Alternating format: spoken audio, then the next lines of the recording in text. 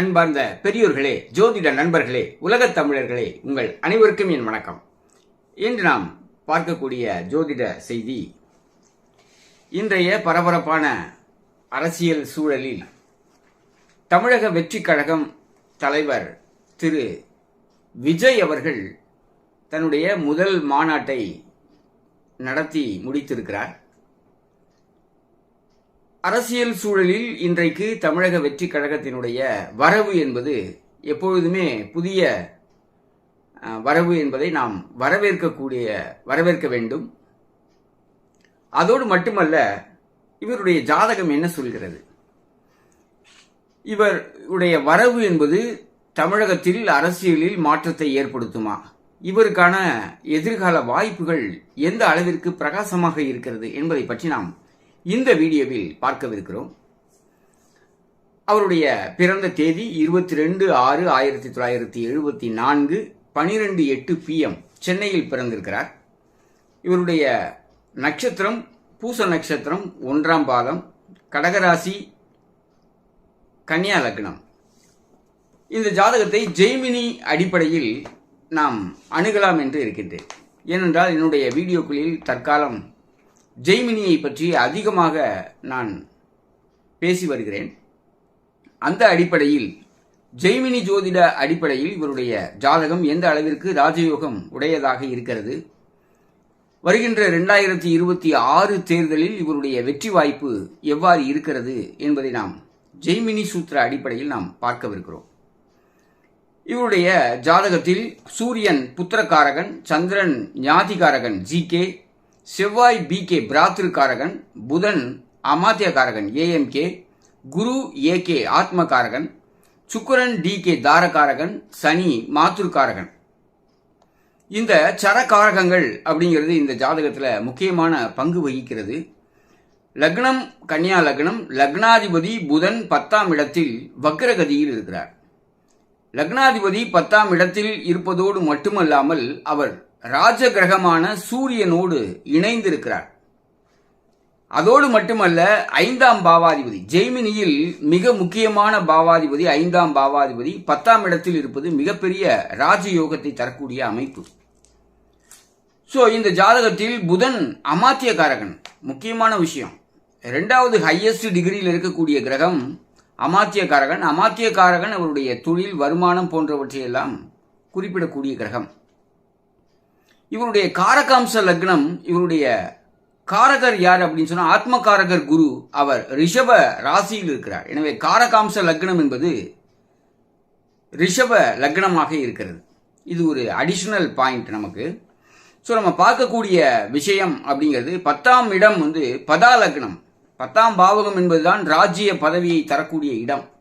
10ஆம் இடத்தில் கன்னியா லக்னத்திற்கு 10ஆம் இடத்தில் 10ஆம் பாவக அதிபதி புதன் ஆட்சி பெற்றிருப்பது, ராஜகிரகமான சூரியனோடு இணைந்திருப்பது, 5ஆம் பாவக அதிபதியான சனியோடு இணைந்திருப்பது அப்படிங்கிறது 10ஆம் பாவத்தினுடைய பதா லக்னத்தின் வலிமையை நமக்கு தெரிவிக்கிறது.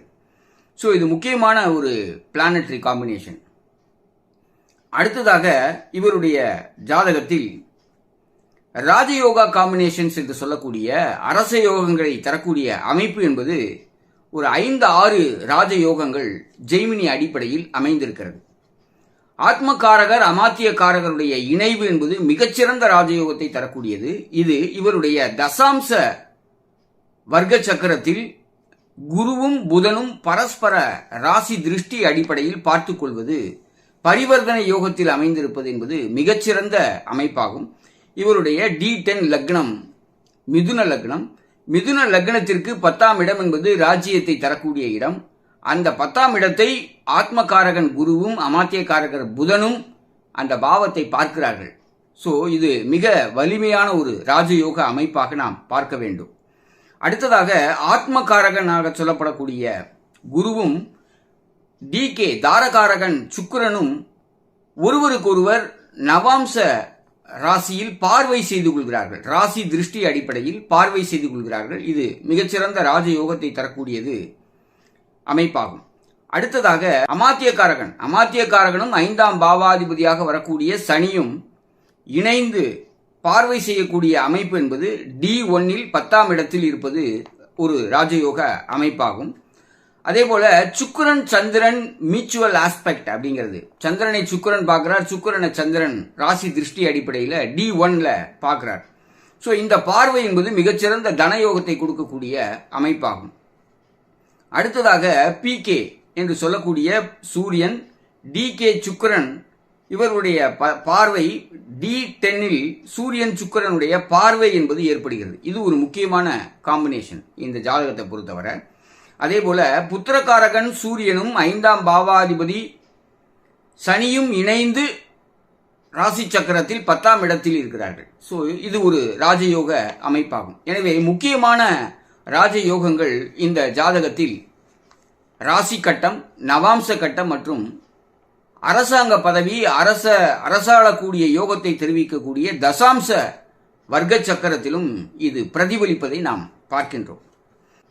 இந்த இடத்தில் வருகின்ற 2026 ஜூன் மாதம் 26ஆம் தேதி வரை இவருக்கு நடந்து கொண்டிருக்கக்கூடிய சரதசா பீரியட் அப்படிங்கிறது மிதுன தசையில் மீன புக்தி என்பது நடைபெறுகிறது. மிதுன தசை என்பது இவருடைய லக்னத்திற்கு 10ஆம் இடமாக வரக்கூடிய ராசி மிதுன ராசி. அந்த மிதுன ராசியினுடைய தசையே இவருக்கு நடைபெற்று கொண்டிருக்கிறது 2035 வரை. 2023 ஜூன் மாதம் முதல் 2035 ஜூன் மாதம் வரை இவருக்கு மிதுன ராசி தசை என்பது 12 ஆண்டு காலம் நடைபெற்று வருகிறது. அதில் 2026 ஜூன் மாதம் வரை மிதுன ராசியில் மீன புக்தி என்பது நடைபெறுகிறது. இந்த மீன புக்தி காலம் என்பது தமிழ்நாட்டிற்கான சட்டசபை தேர்தல் நடைபெறக்கூடிய ஒரு காலமாகும். எனவே இந்த காலம் என்பது இவருக்கு எந்த அளவிற்கு சாதகமாக இருக்கிறது என்பதை நாம் பார்க்கும்போது, மிதுன ராசி என்பது கன்னியா லக்னத்திற்கு 10ஆம் இடமாக வருகிறது. அந்த 10ஆம் இடத்தில் புத்திரகாரன் அமாத்தியகாரகன் புதன், புத்திரகாரகன் சூரியன், அதே போல 5ஆம் பாவக அதிபதியாக வரக்கூடிய சனி, மூன்றுமே ராஜயோகத்தை தரக்கூடிய கிரகங்களுடைய சேர்க்கை என்பது மிதுன ராசியில் இருந்து அந்த தசை. இந்த தசை நடந்து கொண்டிருக்கக்கூடிய இந்த மிதுன ராசி தசை என்பது இவருக்கு மிகச்சிறப்பான ராஜயோகத்தை தரக்கூடிய தசையாக இருக்கிறது. அதில் மீன புக்தி இதை D10ல பார்க்கும்போது D10லையும் அவருக்கு மிதுன ராசியே லக்னமாக வருகிறது. அது ரொம்ப முக்கியமான விஷயம். அந்த ராசிக்கு அதிபதி புதனும் 10ஆம் பாவக அதிபதி குருவும் பரிவர்த்தனை யோகத்தில் இருக்கிறார்கள். இந்த குரு ஆத்மகாரகர், இங்கு புதன் அமாத்தியகாரகர். 2 கிரகங்களும் பரிவர்த்தனை பெற்று அமர்ந்து லக்னத்தையும் 10ஆம் பாவகத்தையும் ராசி திருஷ்டி அடிப்படையில் பார்வை செய்கிறார்கள் என்பது இந்த காலகட்டம் மிகப்பெரிய ராஜயோகத்தை தரக்கூடிய காலகட்டமாக இருக்கிறது என்பதை நமக்கு தெரிவிக்கிறது. அடுத்ததாக மீன புக்தி. மிதுன ராசியில் இருக்கக்கூடிய சூரியன் புத்திரகாரகன், சனி 5ஆம் பாவாதிபதி, புதன் அமாத்தியகாரகன், இந்த 3 கிரகங்களுடைய பார்வை என்பது மீன ராசிக்கு ஏற்படுகிறது. இந்த த்விசுபாவ ராசிகள் அப்படின்னு சொல்றது மிகவும் வலிமையான ராசிகள். அந்த வலிமையான ராசிகளில் ஆட்சி பெற்றிருக்கக்கூடிய அமாத்தியகாரகன், புத்திரகாரகன், 5ஆம் பாவக அதிபதிகளுடைய இணைவு என்பது மீன ராசியையும், மீன ராசிக்கு 10ஆம் இடமாக வரக்கூடிய தனுசு ராசியையும், இவருடைய ஜென்ம லக்னத்தையும், இவருடைய ஜென்ம லக்னத்திலிருந்து 10ஆம் இடத்தில் இந்த கிரக சேர்க்கை அமைந்திருப்பதையும் நாம் பார்க்க முடிகிறது. இந்த கிரக நிலையானது மிகச்சிறந்த ராஜயோகத்தை தரக்கூடிய அமைப்பாக இருக்கிறது. எனவே எதிர்வரக்கூடிய காலகட்டத்தில் இவருடைய அரசியல் வாய்ப்பு, எதிர்காலம் என்பது மிக பிரகாசமாக இருக்கிறது என்பதையே நமக்கு இது தெளிவாக சுட்டி காட்டுகிறது. எனவே எடுத்த உடனே இவர் முதல்வராக வந்து விடுவாரா, வந்துவிட மாட்டாரா என்று கேட்டால் அப்படி அல்ல. அது போட்டியாளர்களுடைய ஜாதகத்தையும் நாம் பார்க்க வேண்டும். ஆனால் இந்த ஜாதகத்தை பொறுத்தவரை மிக முக்கியமான ஒரு கட்சியாக தமிழக வெற்றி கழகம் என்பது இருக்கும். அதில் விஜயனுடைய பங்களிப்பு என்பது இந்த தேர்தலில் மிகப்பெரிய பங்கை பெறும் அப்படிங்கிற ஒரு விஷயத்தை நாம உறுதியாக சொல்ல முடியும். அப்படிங்கிற ஒரு விஷயத்தை உங்களோடு பகிர்ந்து கொள்வதில் மிகுந்த மகிழ்ச்சி அடைகின்றேன். மேலும் இது போன்ற ஜோதிட செய்திகளை தெரிந்து கொள்ள என்னுடைய சேனலை சப்ஸ்கிரைப் செய்யுமாறு கேட்டுக்கொண்டு, உங்களுடைய உறவினர்கள் மற்றும் நண்பர்கள் விஜய் ரசிகர்களுக்கும் பகிர்ந்து கொள்ளுமாறு கேட்டுக்கொண்டு, மீண்டும் ஒரு வீடியோவில் உங்களை சந்திக்கும் வரை உங்களிடமிருந்து நன்றி கூறி விடைபெறுகின்றேன். நன்றி, வணக்கம்.